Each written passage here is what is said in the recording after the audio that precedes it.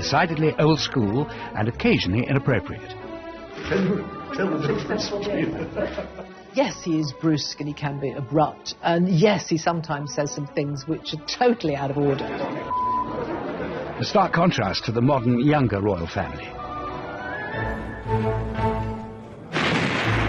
But before he joined the House of Windsor, Philip's life was an epic tale of war. Several people were executed, and Prince Philip's father looked very likely to suffer the same fate. Illness and tragedy. Philip's mother was clearly falling into a state of mental decline. Abandonment. His father was living with a mistress in Monte Carlo. And heroism. Prince Philip probably saved hundreds of lives on his ship by his very, very swift action. It's a life that dashes from the war-torn Mediterranean. A royal family running for their lives, pretty much as dramatic as you can get. To the streets of Paris and the school halls of Nazi Germany. Well, he would have been exposed to all of the doctrine that was being pumped out by the Nazis at that time. How did this royal survivor come through such extraordinary times? Having such a troubled childhood, it's given the backbone to him to put up with anything. And could Philip's experiences before joining the House of Windsor explain his later life of service and devotion? There was nothing of a home life for him. There are some people who have difficult home lives who it drives to work harder and to succeed. After 50 years of experience, I find there's a great temptation to give advice.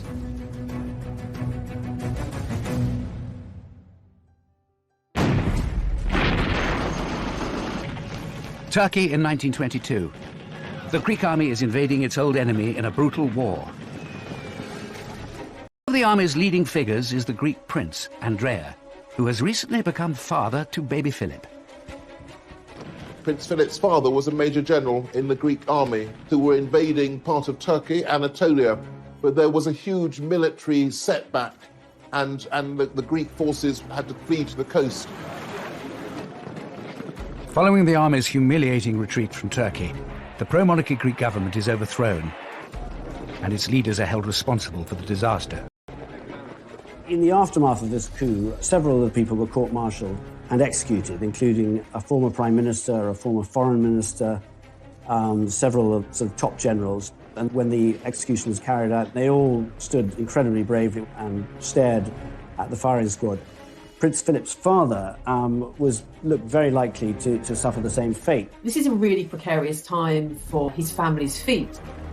Philip's father's life is only spared by the court when his cousin, the British King, George V, intervenes. Somewhat surreptitiously, I think, George V was very instrumental in organising the escape from Greece of his cousins, including Philip, a babe in arms, who was taken onto this ship. Of course, there was no cot, no crib for him, and so the sailors engineered a cot for him out of old fruit crates. It is a dramatic start in life for Prince Philip. Born Philipos in Corfu just 18 months earlier, in June 1921. He was born on the dining room table, in fact, of a beautiful villa in Corfu called Mon Repos. And he was born on the dining room table because the surgeon thought that was the best place for Alice to give birth. And by all accounts, he was a very much wanted and loved young son. Philip's mother, Alice, is a princess of the German House of Battenberg, with illustrious British ancestral roots. Prince Philip's mother was Princess Alice of Battenberg, and she was born in 1885 in the presence of her great-grandmother, Queen Victoria, in Windsor Castle. Philip is the great-great-grandson of Queen Victoria. His parents have royal lineage right back through to the British royal family, but also to the Greek and Danish thrones. He was very, very well connected. And by the time he was born, his relations were on practically every throne throughout Europe. Philip's father, Prince Andrea of Greece, is the brother of the Greek king and a full-time soldier. The wars between Greece and Turkey have actually been going on for many, many years, and the royal family and Prince Andrea were very much placed into senior positions in the military. But the military coup following the latest defeat forces the Greek royal family into exile. Philip's family, including his 4 older sisters, have to flee their homeland.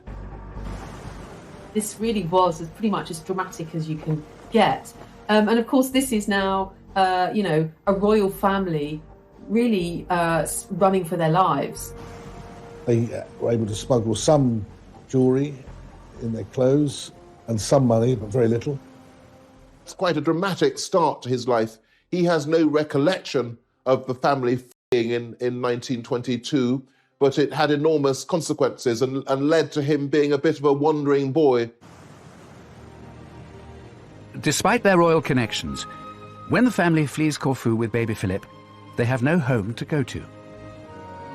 From a position of royalty, they are now... existence for Prince Philip. They settled in the home of one of his aunts and uncles at Saint-Cloud in Paris.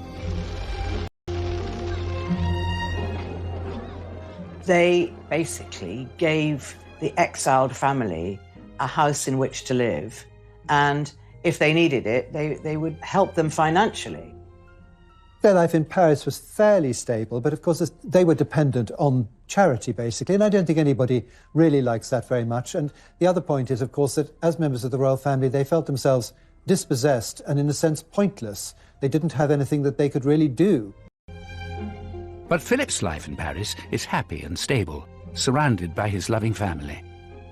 I think these early years of Philip's life were perhaps the happiest of his childhood, because it was relatively settled for those years in Paris, and his father, Andrea, adored him. His sisters recalled how there'd be gales of laughter when Philip and his father were larking around. He was able to be educated. His relatives paid for him to have a good education. He was multilingual. He speaks, as a result, fluent French as well as German. But when Philip is 8 years old, his happy family life in Paris begins to break down. Philip's mother, Alice, was clearly very fragile in her emotional, psychological health, and there's every sense that the kind of trauma of the events in Greece and their hasty departure really did put her under psychological strain. No one really knows whether she suffered from bipolar disorder or whether she was, in fact, paranoid schizophrenic. Alice felt she communicated with the spiritual world. She took to lying on the floor for great periods of time, waiting for the spirits to tell her what she should be doing. Philip's father, Prince Andrea, has his own struggles with life in exile. I think that Andrea is perhaps unfulfilled because he's had life as a Greek royal, and then he's a major general in the army, and then suddenly he's an exile. And I think a middle-aged prince without a role, that's difficult. Alice's growing mental instability had a profound effect on her marriage, which maybe had never been that strong, but certainly in view of her eccentricities and her mental breakdown, Andrea spent less and less time with the family. Alice's family takes the decision that she needs urgent help. One Easter holidays, the family had gone to stay with some relations in Germany, and Alice's mother organised for psychiatric doctors to come and basically snatch her away. The children were taken out for the day, and she was sort of bundled into... The result, his father then seemed to somewhat abandon the family. Bear in mind, his sisters were older now, and it was just that Philip was quite young. Philip loses first his mother and then his father, all before his 9th birthday.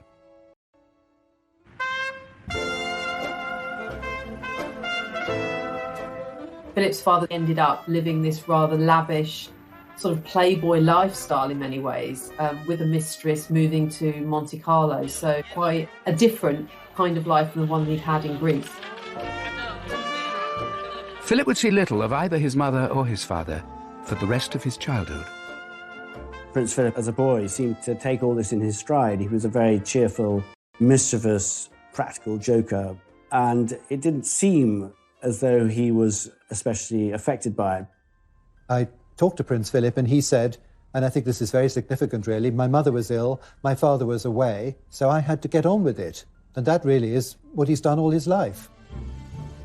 Child psychologists would say that he built himself a sort of shell around himself where he could sort of function as this outwardly cheerful person, but he didn't want to have people ask him about how he was feeling, and that would tend to bring out sort of irritation and anger from him. With his parents unable to take care of him, Philip's family now has to decide where the 9-year-old boy should go. Decisions that will shape the rest of his life.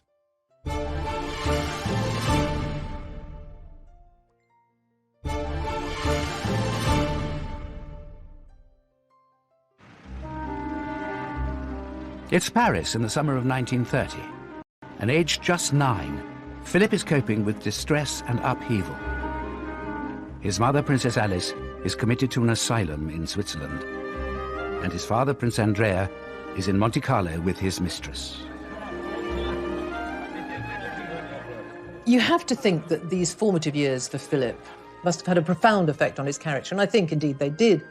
He must have been confused, I imagine, and probably hurting. He must have felt abandoned by his parents. The family decides that young Philip will live with Alice's brother in England. George, the Marquis of Milford Haven, or Georgie as he is known, is Philip's uncle. He is a Royal Navy commander and happily married to Nada, a former Russian aristocrat with 2 children of their own.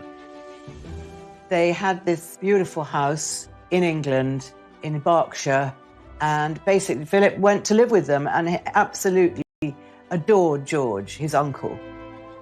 Philip is warmly welcomed into the home of the Milford Havens. A home, though, that is probably unlike any other he would expect. They were very sort of broad-minded. They had what was reputed to be the largest collection of pornography then existing. They sent their son, age of 17, he was sent to a brothel in Paris to round off his education. They were sort of quite out there, but their marriage was very strong.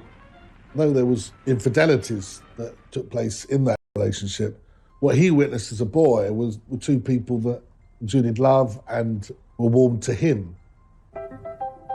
Philip's whole family, though, play a role in his upbringing. I think he was much loved by the uncles, aunts, by his grandmother, and had bedrooms in several homes, but there would always be lots of planning on where would he go in the school holidays. So he must have felt a lot of his childhood in the 1930s like he was a parcel being moved from place to place in the holidays, from country to country. Some of those holidays are spent in southern Germany with his 4 elder sisters, who have all married German aristocrats. And it's Philip's second eldest sister, Theodora, who suggests a plan that would see Philip's life uprooted once again.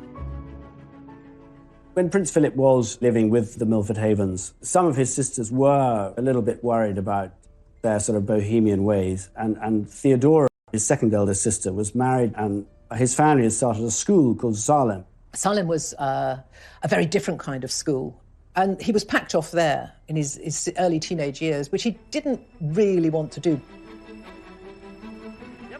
Philip arrives in Germany in the summer of 1933, with Hitler and his Nazi party now firmly in control.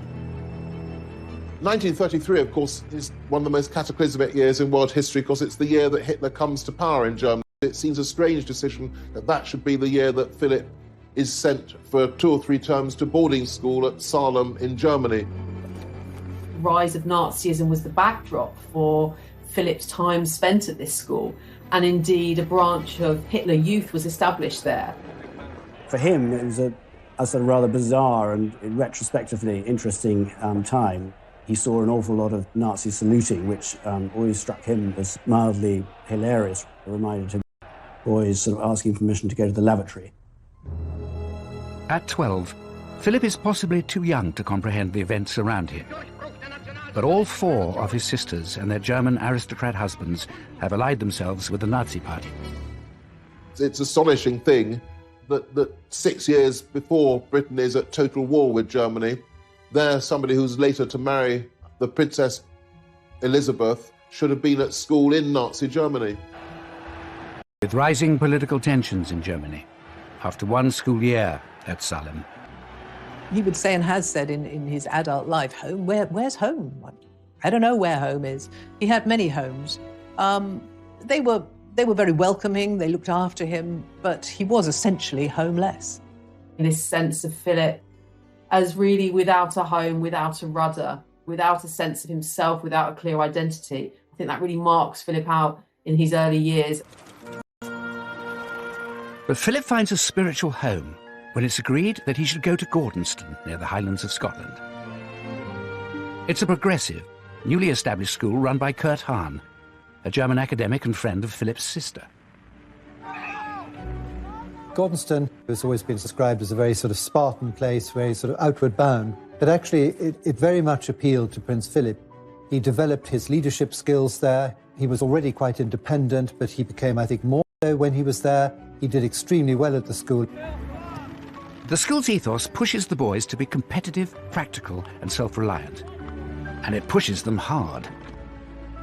Gordonston was tough, it was exacting, it was very physical. It wasn't just an experience for the mind, it was also one for the body. It was about feeling things, cold showers, waking up early, being pushed to the physical limit. And I think there Philip would have found sort of distraction perhaps from his emotional pain. Gordonston was a very, very unusual school in its time. It wasn't your typical British boarding school. It was no Eton or Winchester. But it very much was part of moulding Philip in the outdoorsy, direct person that he became. Philip embraces the Gordonston regime, but the trauma that has marked his young life is set to return. It was while Philip was at Gordonston, there was a family tragedy which profoundly affected him, as it did the whole of the family.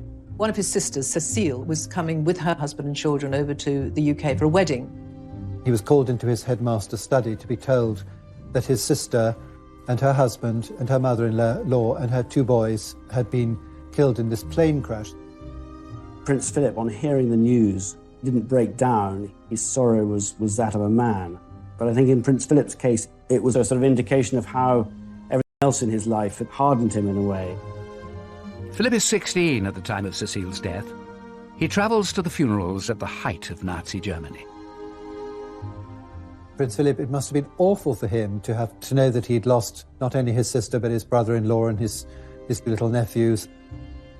The funeral was a sad affair, obviously, but a very strange affair, really, for him. The streets were sort of festooned with swastikas, and he was sort of part of a procession walking behind his. And within a year of losing his sister and her family, Philip suffers another unexpected bereavement. Shortly after Cecile's death, his favourite uncle, George Milford Haven, died of bone cancer. That's a double tragedy, really, for Philip. And, he had to move on again. Life was just sort of one awful event after another, really, but he seemed to come through them all, and he sort of managed to remain a sort of outwardly cheerful young person. Philip develops an effective coping strategy to deal with the difficulties he faces. The stiff upper lip. When he finished at Gordonston, Philip was a very confident and competent young man, certainly on the outside. We'll never, I think, ever truly know what went and goes on inside Philip's head and his heart, because he'd had to, with such a difficult upbringing, have a very iron facade. But inside, he's always been quite sensitive. The void in Philip's life left by the death of his uncle is soon filled by George's younger brother, Lord Louis Mountbatten, who will become highly influential in the course of Philip's life. Lord Louis Mountbatten, the younger brother, really did take a lead in his life, and he was a great mentor.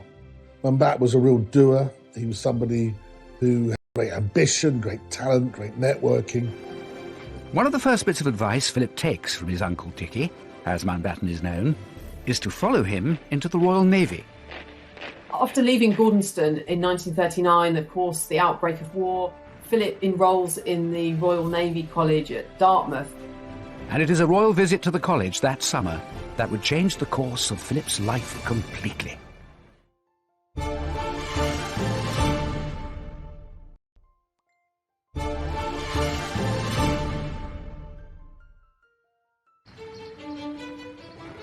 Prince Philip begins his training at Dartmouth's Royal Naval College in May 1939, 4 months before the outbreak of World War II.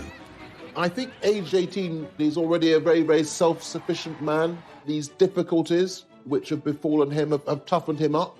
He has the advantage of being devastatingly good-looking. He's very, very blonde in those early pictures. and already he's become a bit of a magnet for young women. The young cadet's charms are on full display when the royal family visits the academy in July. His uncle, Dickie Mountbatten, arranges for Philip to entertain the princesses, Elizabeth and Margaret. They played a few games, they went on the croquet lawn, they went out to the tennis courts, and Philip jumped over them and was smitten. She wrote to Philip to thank him for looking after her and Margaret. And then Philip wrote back. It was his cousin. She was a good contact to have. She was eventually going to be Queen of England. So Philip isn't a fool. So they started sending letters to each other. But Elizabeth is only 13 years old, too young for any serious romantic interest. Besides, Philip has other things on his mind. Less than 6 weeks after that fateful meeting, Britain declares war on Germany. We tried again and again to prevent this war. And for the sake of peace, we put up with a lot of things happening which ought not to have happened. Philip, of course, could have joined the Greek navy. He was still a prince of Greece and one of the heirs to the Greek throne. And I think increasingly in the late 1930s, Philip felt that he was English. He felt he was British. So it was the Royal Navy that he was going to be in at the beginning of the Second World War. In early 1940, Philip is sent to sea. At first to the Indian Ocean to escort convoys of soldiers. But the young midshipman is eager to be in the thick of the action. And by the following year, he gets his wish. He's transferred to a battleship in the Mediterranean to join the fight against the Italian Navy. There was one particular battle, the Battle of Matapan, which really saw the end of Italian involvement. The Italians took such a pasting, and Prince Philip was in charge of the searchlights during a night engagement. 2 or 3 Italian ships were destroyed in quick succession, with Prince Philip directing the searchlight so effectively that these Italian ships were well illuminated and promptly destroyed. 19-year-old Philip's skill with the searchlight earns him an official commendation, and he is honoured with the Greek War Cross.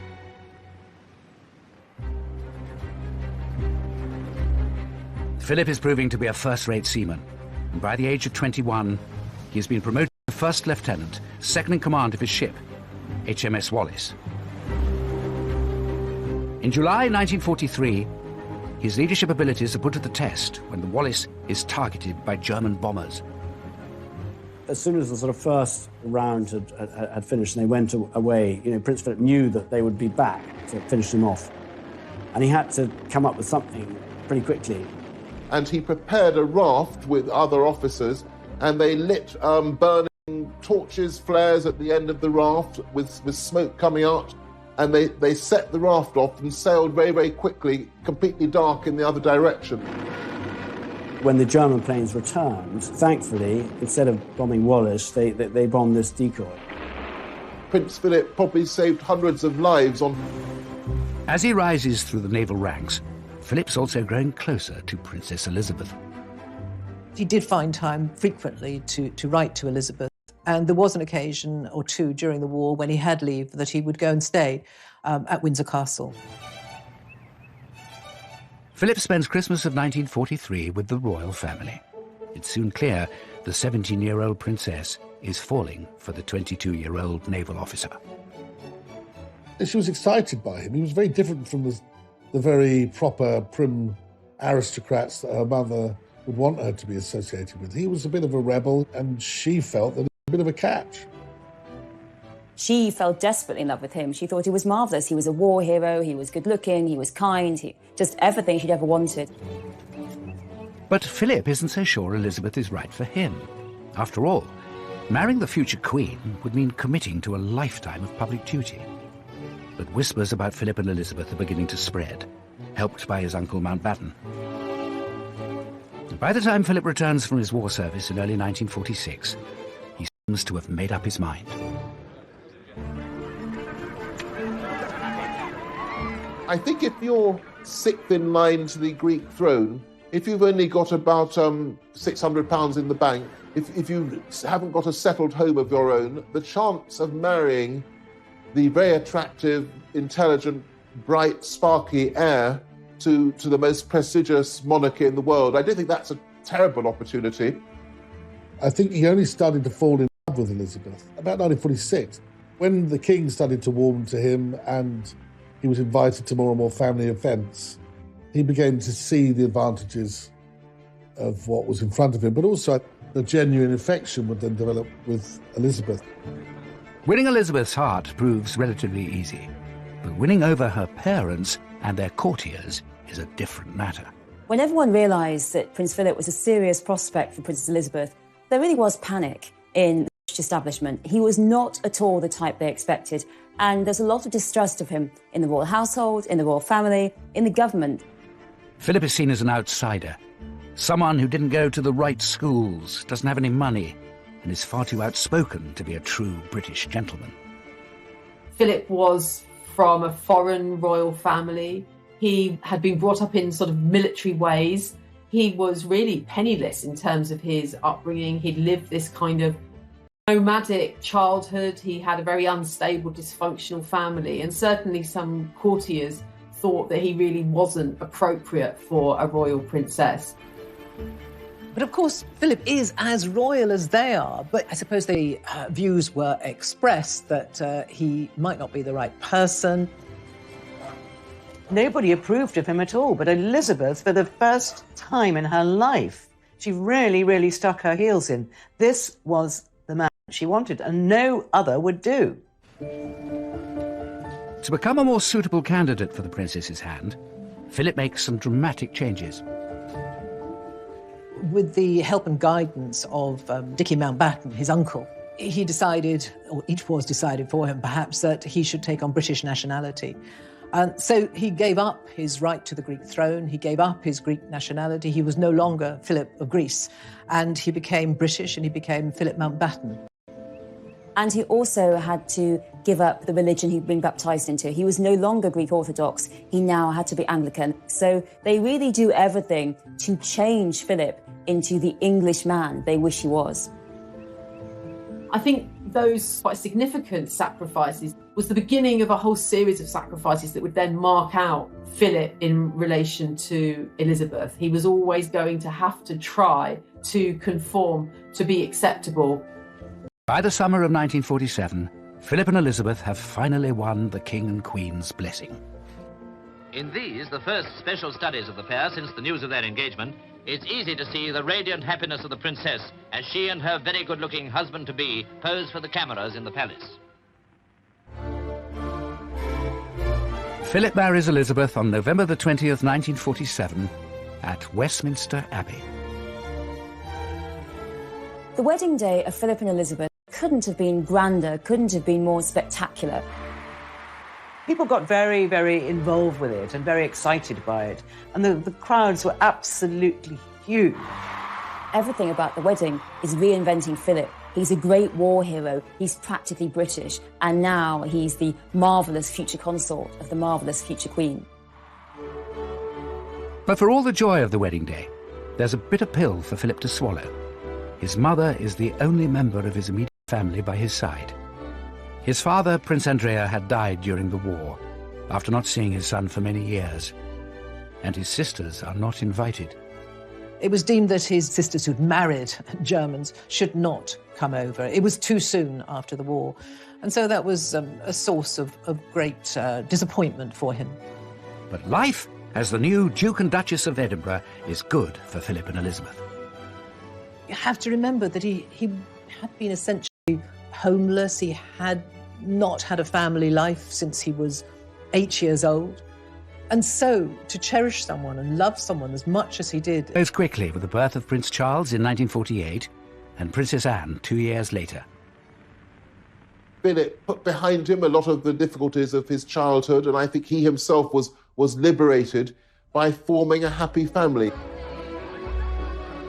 For the first time since his early childhood, Philip has a home of his own, Clarence House in London. And despite taking on some royal duties alongside his wife, he remains on active duty in the Navy. One of the happiest times in the young couple's life was when Prince Philip was posted to Malta. He was out there for quite some time, several months, and Elizabeth went out and stayed with him on 2 occasions, quite protracted stays. And this was a very, almost normal existence for her. And she absolutely loved it.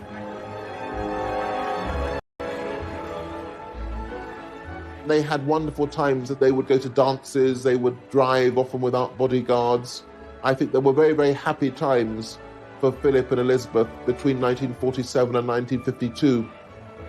I really think that Philip and Elizabeth imagine that their life post-marriage is going to be their life for the next 20 years or so, that they'll live in Clarence House, she will do royal duties, he will support her, they will have their children, but it isn't going to be the big job. It's not queen and consort. I think both she and Philip imagine that'll be a job they're doing when they are in their 40s, going into their 50s. There's no way, I think, that they have any idea how close it is around the corner. But in 1951, King George VI becomes ill with what is later revealed to be lung cancer. It falls to Elizabeth and Philip to take on more royal duties in his place, including a tour of the Commonwealth nations in early 1952. They were going to be away for several months. So they set off for Kenya, hoping that when they came back, the king would be okay. But it was not to be. Just days after their departure, on February the 6th, King George dies in his sleep. A royal aide breaks the news to Philip. Philip, he just looked absolutely ashen-faced because I think he realised that his entire life at that moment was going to change. I think he went into shock and he put a newspaper over his head and just absorbed this terrible news. Then he went to tell his wife. Philip has to break the news to his wife that her beloved father is gone, and also that everything has changed overnight. She is now the queen, he is now the consort, and the life they had before is over. Philip is facing the biggest challenge of his life. Experiences to guide him in his new role.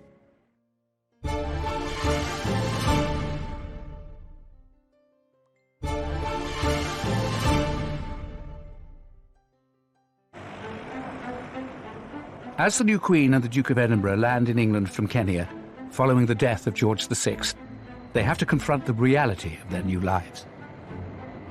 Their entire life changed.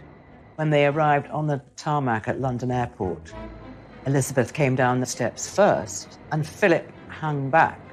And then, of course, the realization that the rest of his life, he was going to be 2 steps behind his wife, must have really hit him.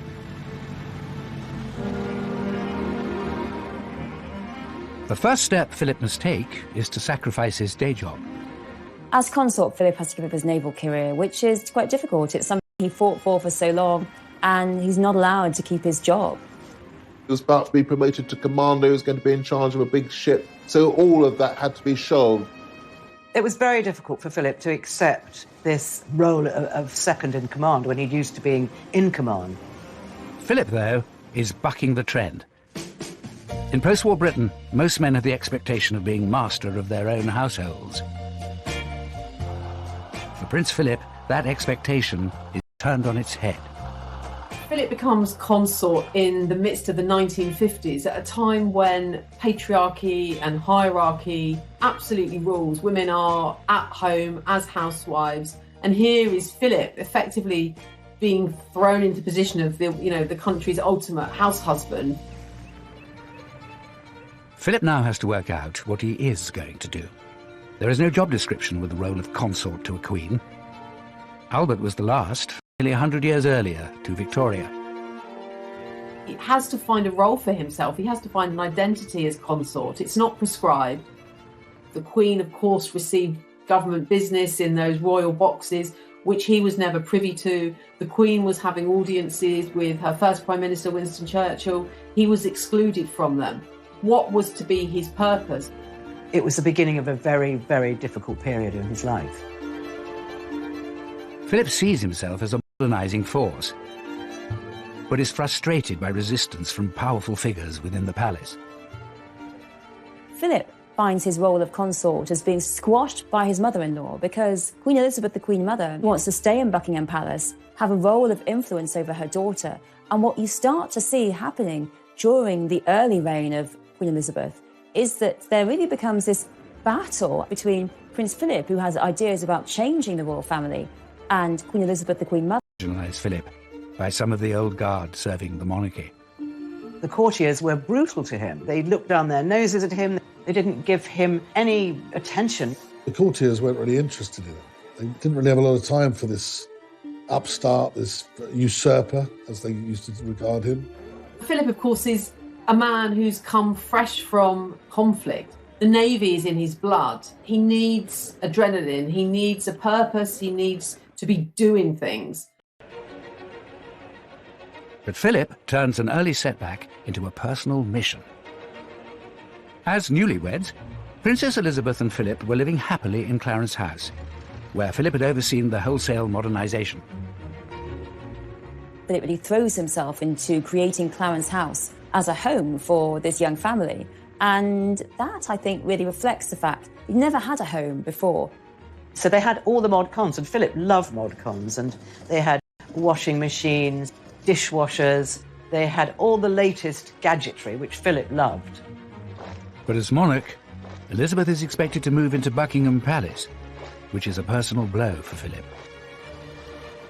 No one likes living in Buckingham Palace. Buckingham Palace is really a big office, and no one ever seems to like living in there, and they were no exception. It lacked the intimacy they'd been used to, and his wife was no longer his wife. She was now really married to the country. She was surrounded by advisors, by courtiers, people who wanted him out of the way. Philip, though, launches himself into revolutionising how things are done at the palace. He was a proud, successful man without a real role. This was a real dilemma for him. But he threw himself into modernising things at Buckingham Palace. And by goodness, things really did need to be modernised there. He went around Buckingham Palace, literally room by room, looking at what needed to be modernised, how communication around the palace could be improved. So he began to question the way things were being done. Of course, that didn't go down at all well, where things were done year after year, decade after decade, because that's the way tradition would have it. Now, he wanted to shake all that up. And so he made himself incredibly unpopular with an awful lot of the grey men, if you like, at the palace.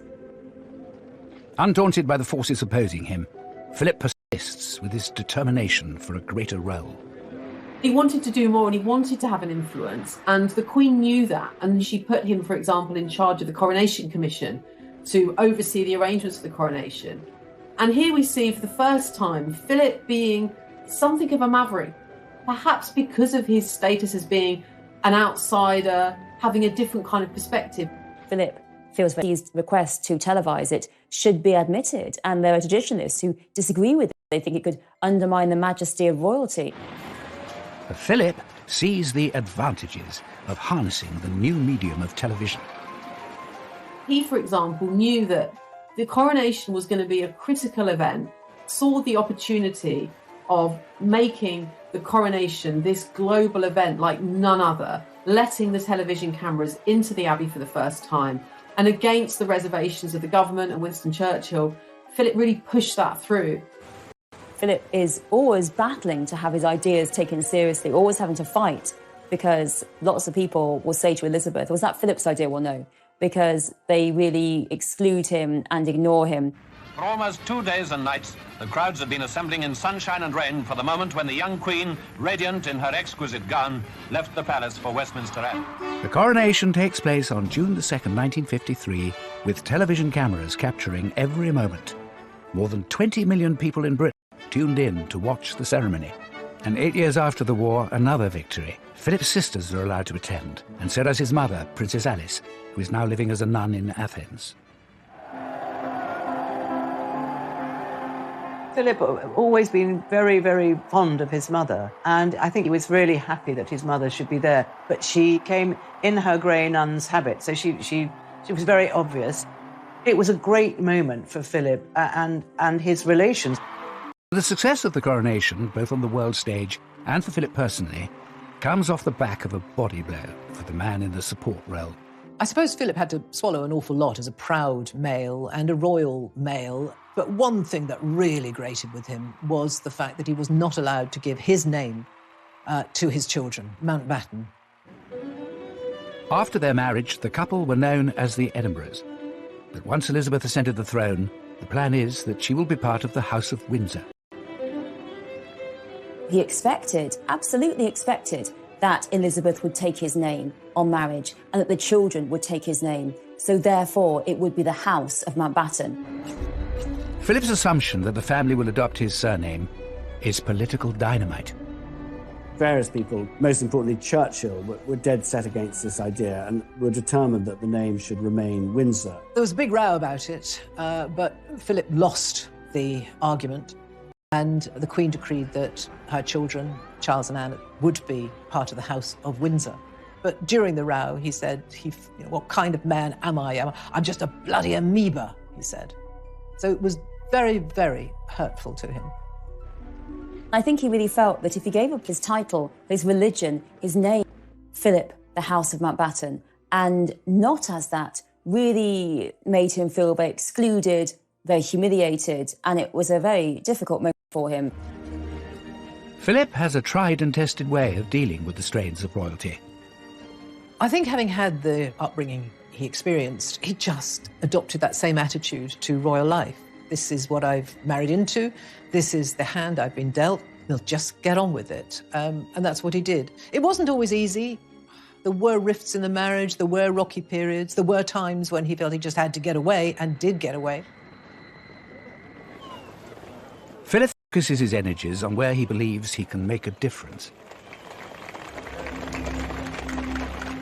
Inspired by his own education and achievements at Gordonston, Philip establishes the Duke of Edinburgh Reward Scheme in 1956. The life of modern youth isn't all pop music, long hair and punch-ups. He recently presented gold awards to 127 girls and over 750 boys. He wanted to empower youth. He wanted them to meet the challenges that were facing them. Not in a pampered way, but in a way to try to engage them in society. But Philip finds that he still has his detractors wanting to curb his ambitions. The politician actually says to him, "This sounds rather like the Hitler Youth," and what a thing to say. It really brings home the anti-German xenophobia there was in Britain at the time. And the fact was that Philip, who'd fought so bravely on the side of the Allies, and that, I think, really reflects how often Philip was blocked openly and subtly and was constantly subject to these people saying, no, stay in that corner, just smile and wave. With his modernisers head on, Philip ploughs ahead, supporting and promoting British innovation.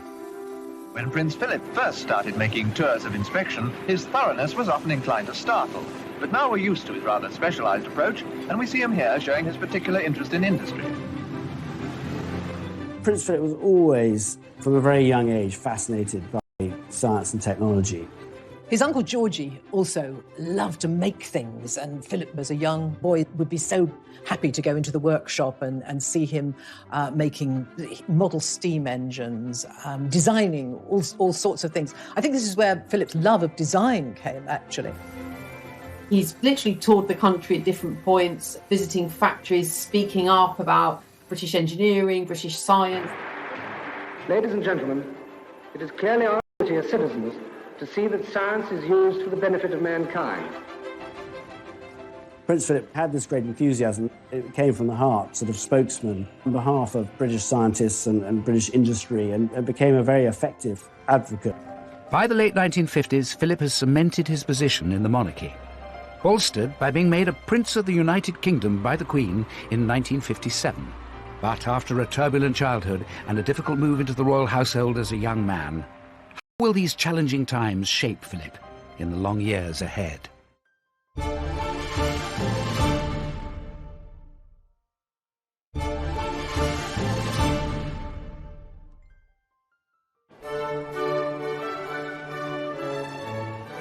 It's August 2017, and Prince Philip takes one final salute before retiring at the age of 96. In his 70 years by the Queen's side, he has carved out a unique role as her most loyal lieutenant and champion of hundreds of his own charities and causes. He's travelled enormously, 22,000 engagements, 800 charities that he's been involved with, and any charity that Philip has been involved with has said, yes, this man made an enormous difference. His early struggles are now a distant memory. But Philip's work as consort has undoubtedly been shaped by those tumultuous years. I think that having such a troubled childhood really made Philip the man that he is. I think it's given the backbone to him to put up with anything. And that has been his philosophy through his life. Don't moan about it, just get on with it. And that's what he's done. He is someone who doesn't take easily to compliments, but he has quite simply been my strength and stay all these years. Philip's experience weathering the storms of his childhood has stood him in good stead throughout his royal career. Never more so than in the 1990s, when the royal family was rocked by a series of crises, including the very public breakdown of Prince Charles and Princess Diana's marriage.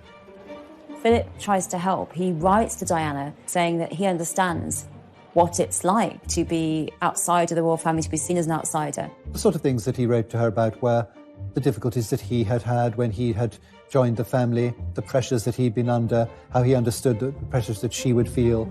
Philip's intervention was not enough to save the marriage. Charles and Diana officially separated in 1992, a year so bad for the royal family that the Queen called it horrific, although she said it in Latin. It has turned out to be an annus horribilis. But worse was to come in 1997, when Princess Diana was killed in a car accident in Paris. Her young sons were staying at Balmoral with Prince Philip and the Queen when they received the terrible news. There was probably no one better qualified or better placed to help William and Harry after the death of their mother. His mother, when he was just coming up to 9, when she was committed to a sanatorium. His father also virtually abandoned him. So he was very empathetic, obviously, towards his grandsons, William and Harry. Another tragedy from Philip's childhood may have been on his mind when it came to advising boys about the funeral procession. Prince William and Prince Harry weren't terribly keen on the idea of walking in the procession. Prince Philip took the long view, and he said, I think, when you're older, that you would very much regret not walking behind your mother's coffin. Philip had done it himself behind his own sister's coffin, age 16, walked behind Cecile's coffin, devastated, full of pain. It was a very sweet moment when Prince Philip puts his arm round William as they go under Admiralty Arch. Although people, when you look back, think it was something too much for Prince Harry to do, and he himself has reflected upon that, I suspect as he gets older, he'll be pleased that he did it and that he listened to the wise counsel of his grandfather, somebody who I think has experienced great tragedy in his life. The dark days of the 1990s hurt the royal family's standing with the British public. Prince Philip plays an important role in helping restore the family's popularity in the 21st century, perhaps motivated by his own experience of how quickly a nation can turn against its monarchy. His family were thrown off the Greek throne and he had to flee in a packing box. So I think that he was always conscious of that and always conscious that even though the British monarchy seemed so stable, that it could be knocked off its perch. Philip came from the European royal family, and they were constantly being deposed, they were abdicating, they were having their kingdoms taken away. And he felt very much that the British royal family must stick together. They must all work together for the common aim, which is the good of the monarchy. In 2020, the royal family is facing new challenges, not least the departure of the Duke and Duchess of Sussex. The Duke and Duchess of Sussex have announced they intend to step back as senior members of the royal family. I think we all know from recent history that becoming part of the British royal family is not easy. Diana bailed out, Fergie bailed out, Harry and Meghan have both left royal duties. It's not easy, but I think Philip really made the best of it. On the occasion of their golden wedding anniversary, Philip gives an insight into one of his guiding principles. The main lesson that we've learned is that tolerance is the one essential ingredient, but it is absolutely vital when things get difficult. Prince Philip's life has never been smooth sailing. Beginning with exile and abandonment, through his wartime heroics and early battles with the royal establishment, to the tempestuous years of the 1990s. But it's these storms that have given him the resilience and the strength to succeed in his role, guiding his family, supporting the Queen, and serving the country for more than 70 years.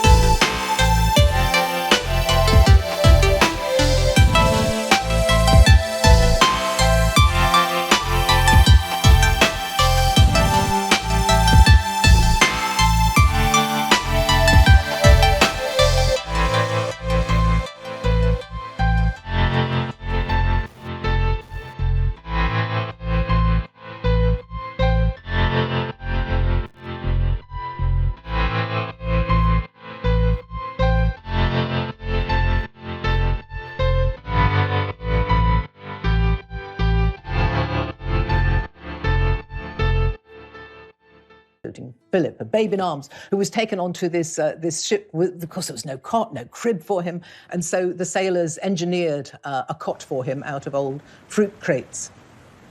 It is a dramatic start in life for Prince Philip. Born Philippo Serrao in Corfu just 18 months earlier in June 1921. He was born on the dining room table, in fact, of a beautiful villa in Corfu called Mont Repos. And he was born on the dining room table because the surgeon thought that was the best place for Alice to give birth. And by all accounts, he was a very much wanted and loved young son. Philip's mother, Alice, is a princess of the German House of Battenberg, with illustrious British ancestral roots. Prince Philip's mother was Princess Alice of Battenberg, and she was born in 1885 in the presence of her great-grandmother, Queen Victoria, in Windsor Castle. Philip is the great-great-grandson of Queen Victoria. His parents